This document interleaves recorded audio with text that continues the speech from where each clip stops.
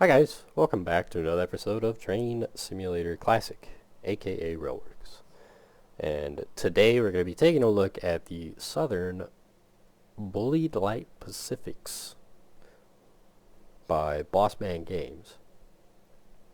I believe they changed their name since I bought these, but I do not remember. Something like BMG. Not certain, but anyway, not what we're here for. We're here for these. I haven't meant to be putting these off. I've had these for a little bit now. I just kind of forget to do anything with them.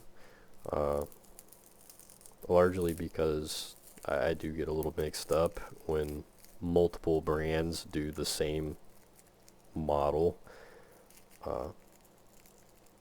And this is one of those cases. Matter of fact, it's one of the reasons I haven't gone over the Adams radial from Caledonia Works, because I bought the digital traction model right before Caledonia Works put theirs out, and then I was like, oh well. This is one of those cases where I 100% forgot that there were two separate models until after I bought the pack, and then I was like, balls. So now I have two different models, and we are going to do a little bit of a comparison, compare and contrast, simply because I have them, so why not? But yeah, so these locomotives are not new to Train Simulator per se. As I was saying, we have seen them before over here in the form of digital traction.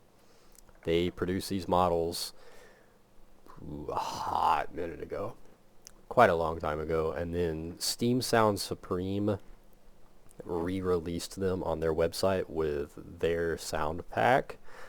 So I'm not going to bother operating these two because sound-wise they're going to be about the same quality. I do not remember if Steam Sound Supreme had a hand in the sounds for the Bossman Games models, but I have operated both, so I can confidently say that the sounds are not wildly different enough for me to bother operating both.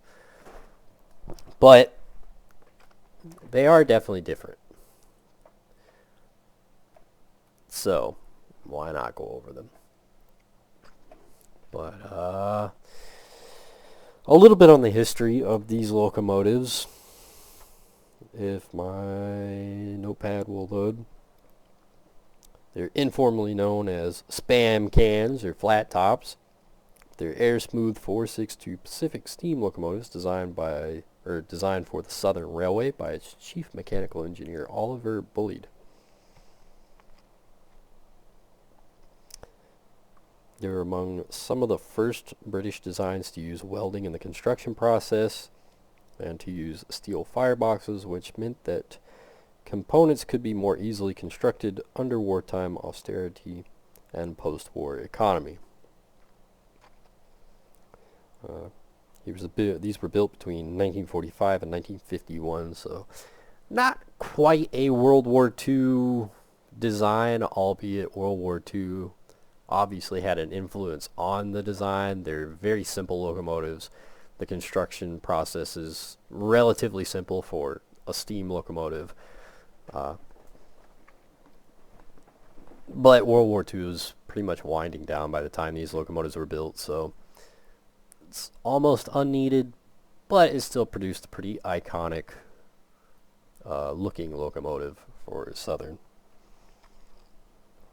A total of 110 of these locomotives were produced, and they are 3-cylinder locomotives, which I 100% did not realize. To be perfectly honest, I operated the digital traction models for forever. I've owned the base model for forever. And they don't really run like a 3-cylinder locomotive. They run like old railworks, meant to be played on a controller almost, played with the F4 HUD. they really don't run like a good steam locomotive should. So it was kind of hard to tell that they were a 3-cylinder, and I never really did too much historical digging on these locomotives, so never realized that they were a 3-cylinder locomotive until I got the Bossman Games model. The 3rd cylinder is unfortunately not modeled, but it's not heartbreaking because obviously you can't see it. Most of the locomotive is very obviously shrouded in streamlining, so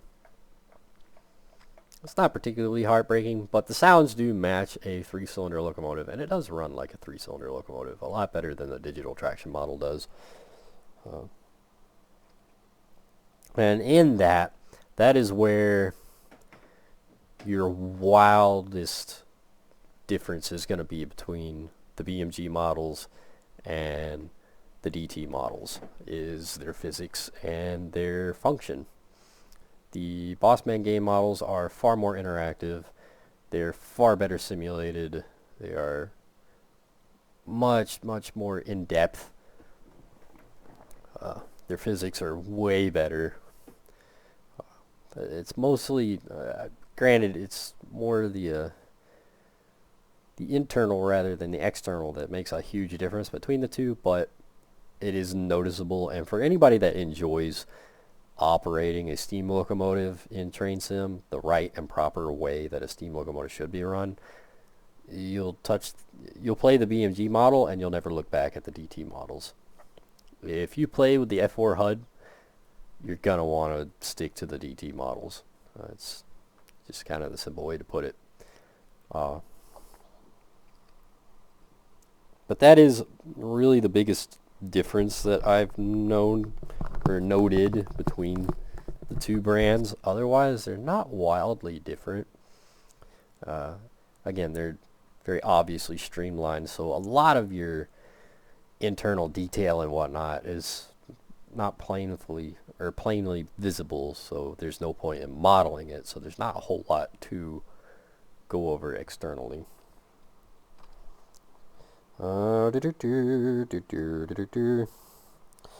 Something like 20 Light Pacifics still exist in varying states of preservation.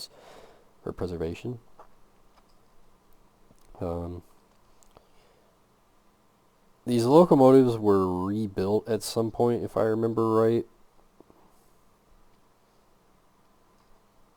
So they're not all the same.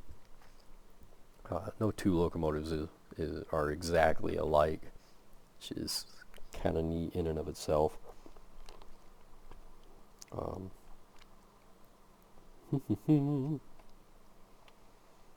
Just 4 of the members of the class are yet to run in preservation. Let's see, we got 1, 2, 3, 4, 5, 6, 7, 8, 10-ish. Yeah, I guess I could read at the top. I had this listed. There we are. So, most of the locomotives seem to have been withdrawn between 1963 and 1967. 60 of them were rebuilt later on in life. That is a completely different model. We're not going to dive into the rebuilt era of these things. 10 of these locomotives in particular have been preserved according to Wikipedia. So 10 in this configuration still exist. Now our test dummy today is going to be number 34090, simply because I love this paint scheme. I think it's I really wish, just for giggles and squiggles, that somebody would X that out in a reskin and put John Deere across the tender, because what other iconic brand on the planet uses bright green and yellow colors so prominently? But in all seriousness, I really like this paint scheme, so this is going to be our test dummy today, but I did place down a handful of the other ones. This is not all that is included in the pack locomotive-wise. I don't trust Train Simulator to stay open long enough for me to bother placing them all down without getting an out-of-memory error. So these are just some of the examples from the BMG pack. You're going to get Southern Railway built. You'll get 34090 specifically set up just like this. And then you'll get experimental, this kind of experimental apple green. And then you'll get late and early BR green.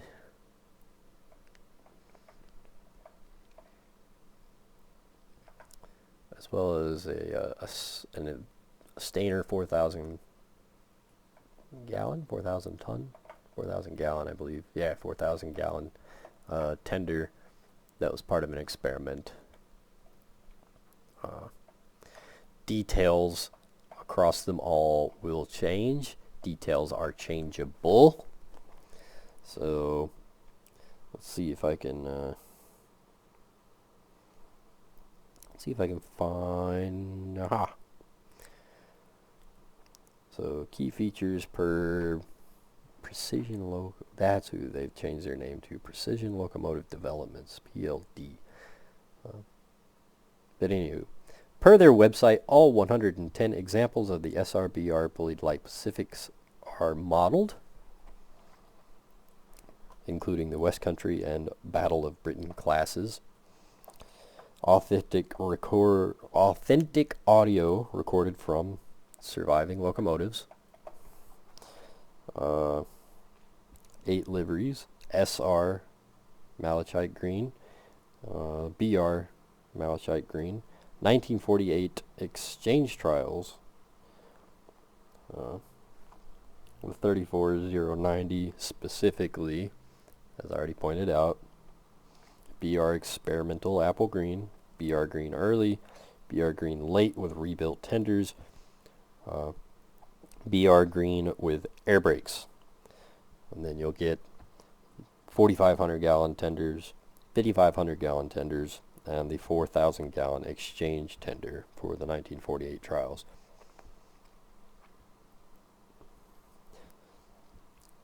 Geisel ejector for 34092 City of Wells and 34064 Fighter Command. 34067's support coach, a Mark IIA, long smoke deflectors on Barnstaple, Bude, and Yeovil. Customizable disc lamps,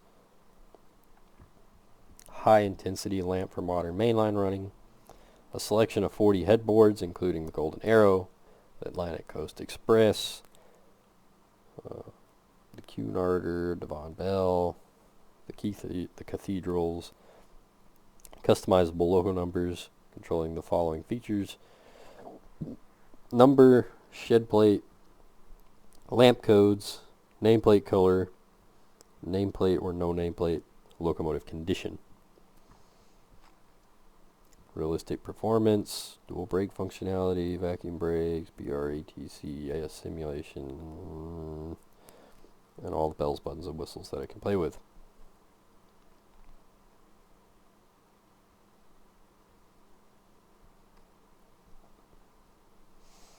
Now on their website or webpage, they do say audio is due to be updated, subject to locomotive availability.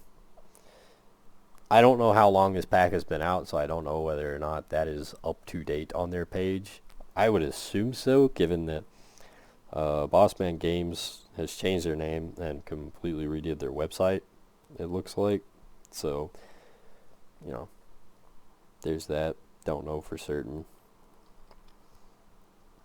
It is $19.99 in European dollars, not in Freedom Land numbers. So I think in US dollars it was something like $22, somewhere around that area. So a little bit of an expensive pack,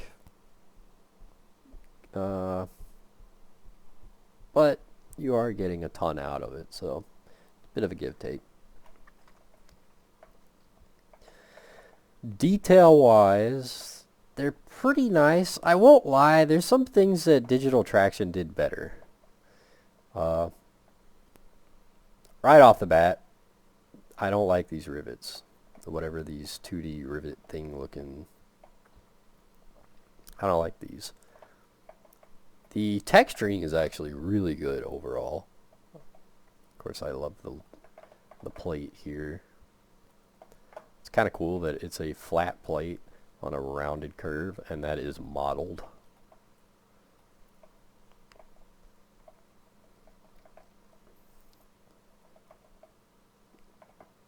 But yeah, the texturing is really quite nice. But if we hop back here,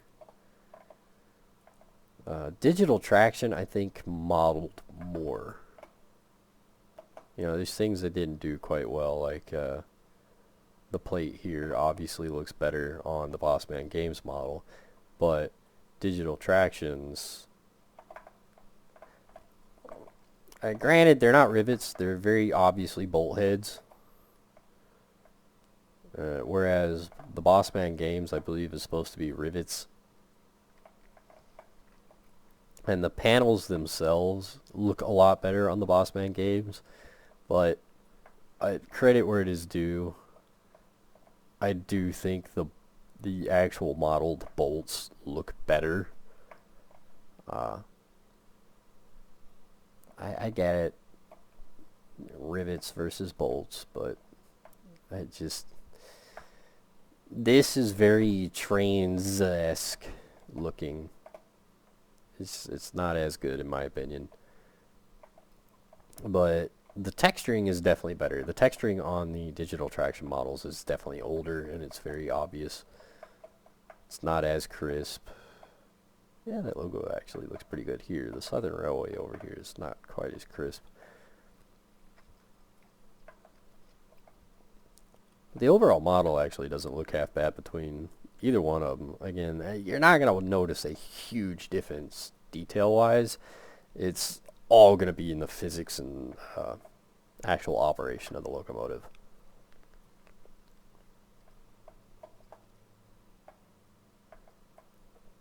Yeah, things like that look definitely dated on the DT models.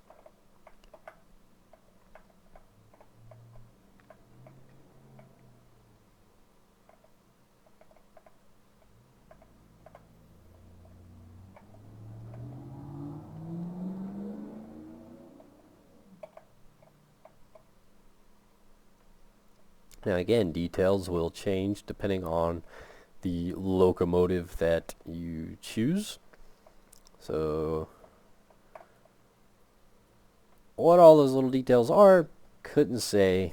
It's not quite like Victory Works where double click on the locomotive and you can change each individual changeable detail yourself.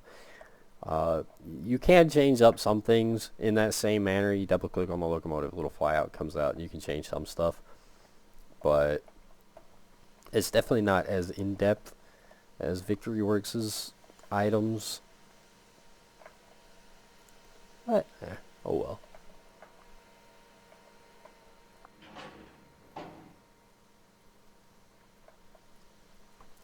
Let's hop in it. While we're at it, let's check our track here, so as we can see where we're headed. We want to go that way. We do want to go that way. Cool.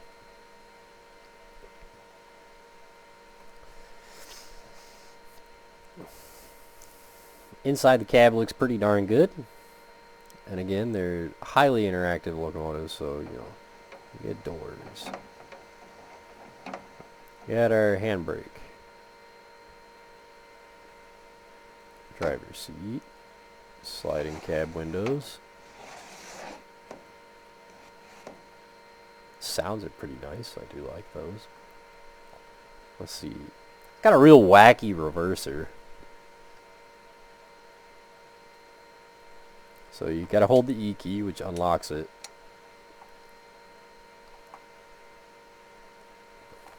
And then WSD to choose direction.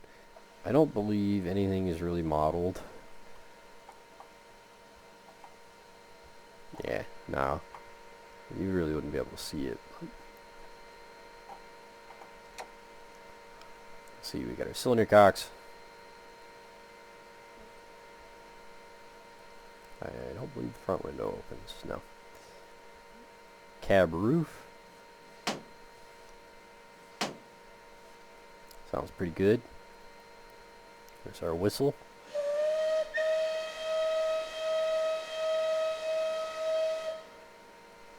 Unfortunately, the spacebar whistle, which is what I just used there, is a loop.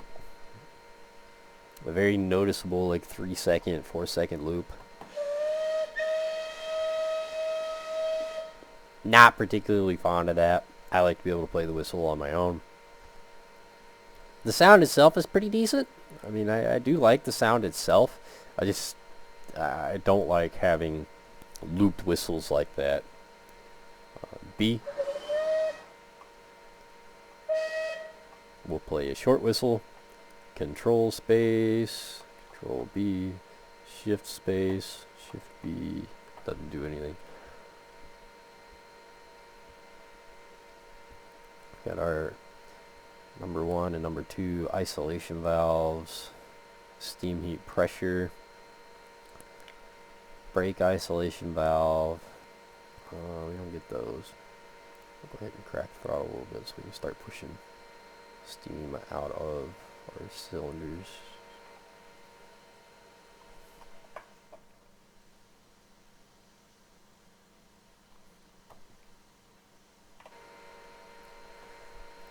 Let's see, we got our firebox here.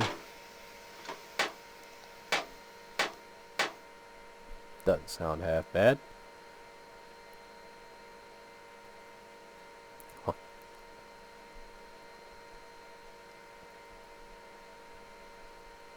It does have an auto fireman.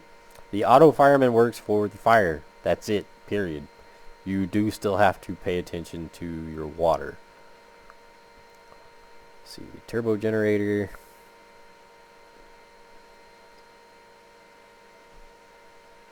Steam brake handle. Vacuum brake handle. Small ejector. Our speedometer up here. Floodlights. Gauge lights. Reverse lights. See, in about 31 frames. Not moving. Huh. What do you know? The cab lights don't murder your frame rates. Color me impressed. Yeah, I know. I'm not getting great frame rates. I got 1, 2, 3, 4, 5, 6, 7 locomotives sitting here idling. So, not much I can do about that. It's going to hurt my frames. I am the poor. I cannot afford a nice computer right now. Gauge glass isolating handle, which does it seem to do. Okay. Sander. Gauges are a little bit blurry. The speedometer looks pretty decent. Everything else is kind of eh. They got a bit of a blurry hue to them.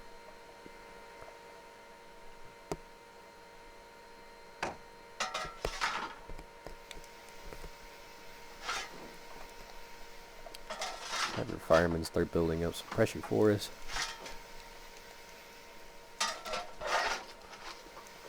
Generator. We got our left injector water valve, our left injector steam valve, right injector water valve, right injector steam valve.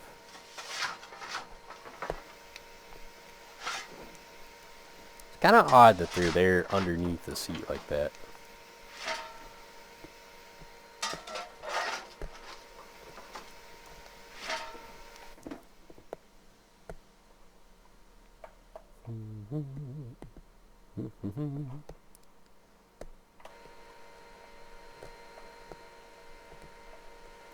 The brakes. You gotta play with a little bit here. Get them to work the way you want them to.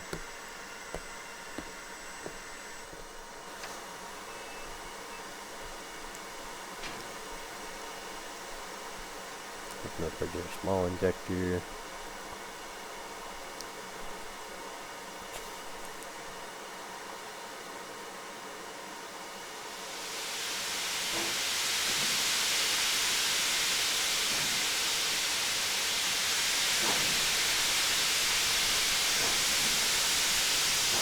You gotta bump your throttle, otherwise maybe it won't spin the wheel.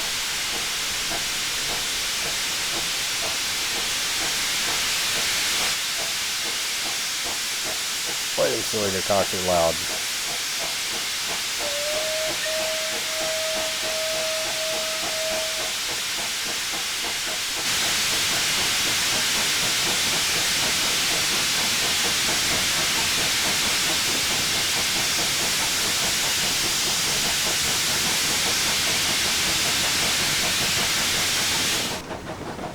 Cut those off, I think you don't need them now.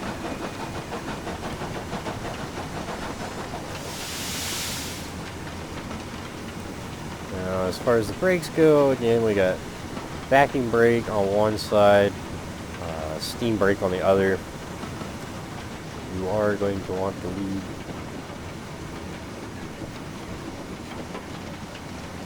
the ejector open, maybe? One of you would. Maybe not.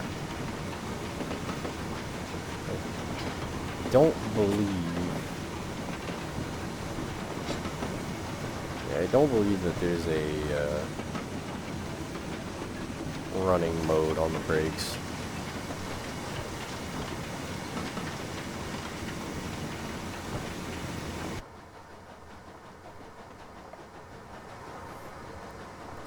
Let's play with our headlights here.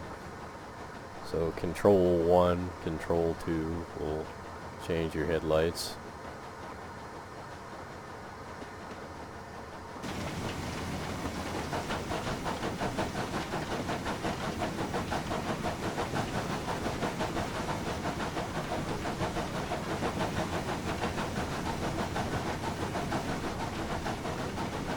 You know, overall, it sounds pretty darn good.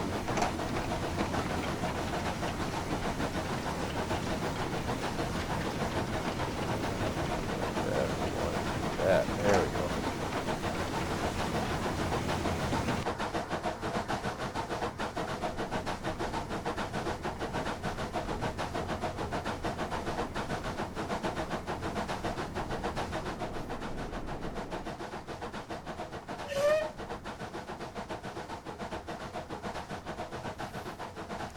The smoke is alright. It's not my favorite. I don't the clipping here is kind of noticeable. Again, it's not the worst in the world. Definitely seen worse out of newer products. Kind of entertaining how it changes there, though. There's people, 30 people. Yeah, it doesn't sound half bad, honestly.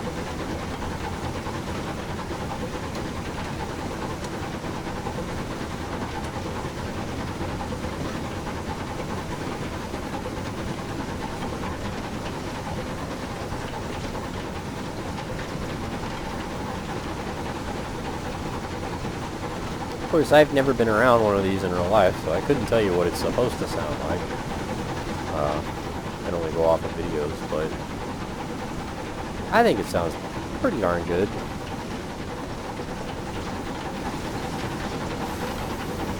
Certainly runs pretty nice.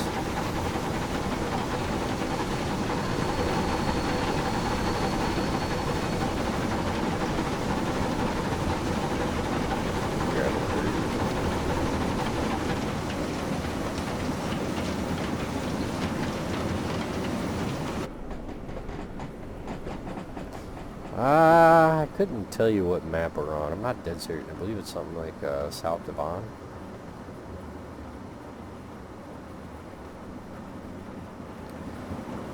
I don't know what's going on with... definitely, I didn't notice that over here. I don't know what's going on with that logo though. That looks kind of wacky. I'm gonna say it's not quite right.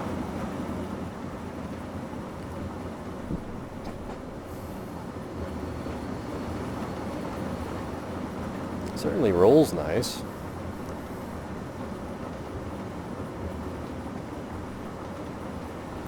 Found a place I can open? Yeah.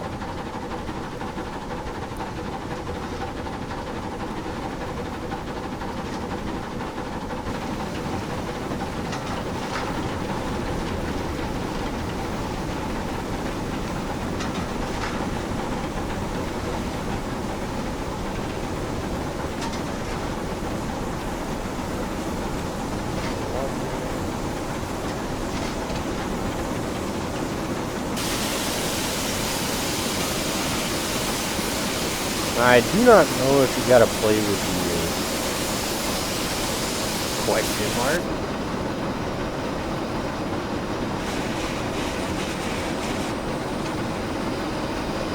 I don't know if your injector's gotta be played with to find the sweet spot, like you do with the Victory Works models.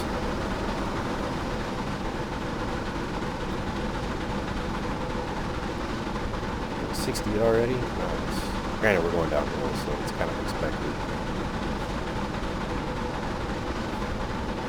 I have to slow down to get up here, I imagine.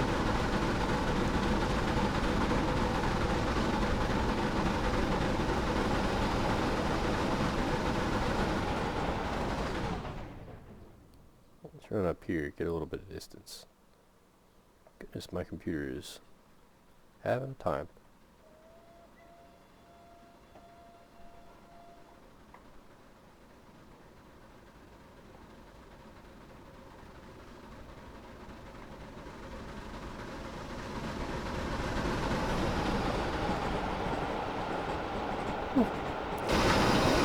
Doesn't sound half bad at distance. I love all the gauge wobble. That's kind of fun. Let's go ahead and start bringing it to a slowdown though.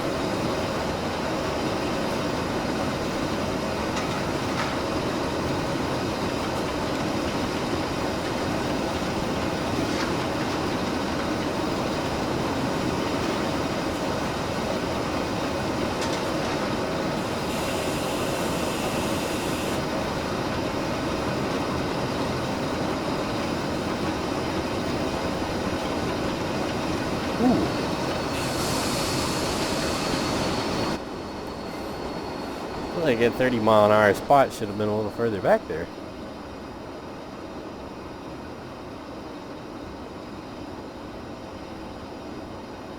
Oh well.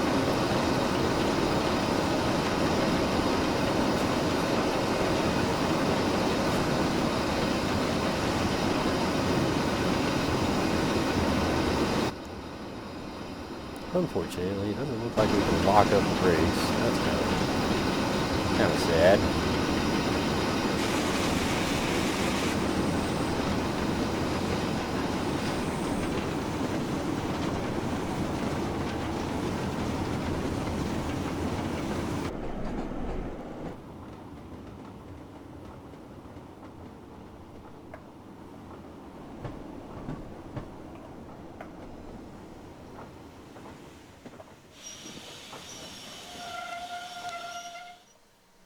It doesn't have much of an idle roll either. There's a little bit of that click, click, click, click, but not much else.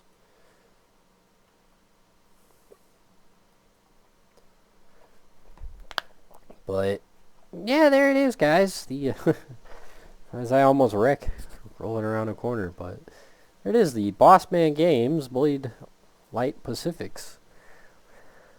Really nice models overall. Again, there's some things that are a little could could stand to use some work, but they're a lot of fun to run, and they sound great. And they look pretty darn good for what they are.